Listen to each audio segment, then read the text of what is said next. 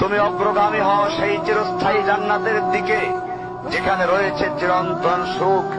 যা মন চাইবে তাই পাবে, যা আদেশ করবে তাই দেওয়া হবে।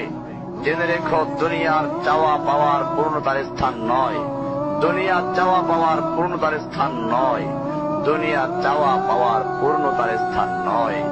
জান্নাতি হচ্ছে এমন জায়গা যা তোমার সব আকাঙ্ক্ষাকে পূর্ণ করে দেওয়া হবে।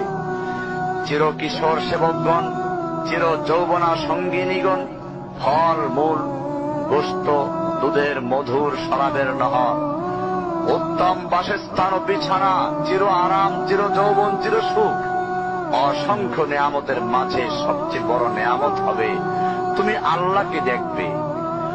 শুধু তোমাকে এটা বলাই যথেষ্ট মনে করছি, সবচেয়ে কম মর্যাদার যে জান্নাত লাভ করবে তা হবে দুনিয়ার 10টির সমান। সুতরাং হে মুসলিম, হে ভাই, আল্লাহ তোমার প্রতি রহম করুন। এই বার্তা তোমার কাছে পৌঁছার পর আশা করি তুমি তা তোমার পরিবর্তন এবং সংশোধনে যথেষ্ট হবে। গতানুগতিক চিঠি হিসেবে নিও না আমার এই পত্রকে, ফেলে দিও না। এটা ফেলে দেওয়ার নয়, আল্লাহর জন্য বলছি, এর দ্বারা নিজেদেরকে সংশোধনের চেষ্টা করো।